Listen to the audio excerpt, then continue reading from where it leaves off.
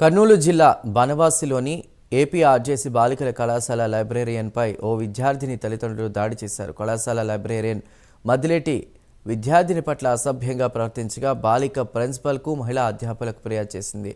Principal స్పందించకపోవడంతో విషయాన్ని తల్లిదండ్రులకు తెలిపింది. బాలిక తల్లిదండ్రులు కళాశాలకు చేరుకుని లైబ్రేరియన్కు దేహశుద్ధి చేశారు. ప్రిన్సిపల్ లైబ్రేరియన్కు మద్దతు తెలపడంతో తమ కూతురికి రక్షణ లేదని భావించి తల్లిదండ్రులు బాలికను ఇంటికి తీసుకువెళ్లారు.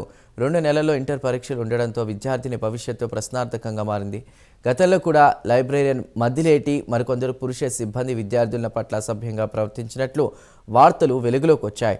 తాము చెప్పినట్లు వినకపోతే ప్రాక్టికల్స్లో ఫెయిల్ చేస్తామని లైంగికంగా వేధిస్తున్నారంటూ మరికొందరు విద్యార్థులను వాపోయారు. కళాశాలలో జరుగుతున్న వ్యవహారాలపై ఉన్నతాధికారులు చర్యలు తీసుకోవాలని విద్యార్థిని తల్లిదండ్రులు, విద్యార్థి సంఘాల నాయకులు డిమాండ్ చేస్తున్నారు.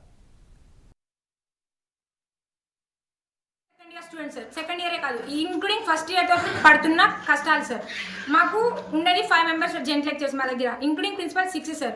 దాంతో మాకు ప్రాబ్లం ఉండేది 3 దగ్గర నుంచి sir. Ramana sir, UNS sir, next Maddilet sir librarian sir.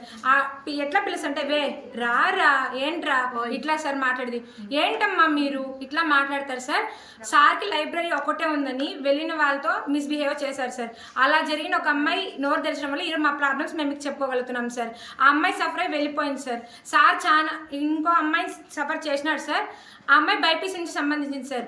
ఆ అమ్మాయి loco PDM loco sir. PDM ఆ అమ్మాయిని బయట చెప్పొద్దని బెదిరించింది సార్. ఇప్పుడు ఆ అమ్మాయి ఇప్పుడు దాకా బయటకు రాలేదు సార్.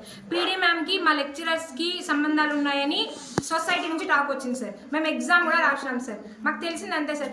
ఈవెన్ ఇంక్లూడింగ్ ప్రిన్సిపల్ సార్తో లింక్ ఉందని మేము ఎగ్జామ్ రాసినాం సార్.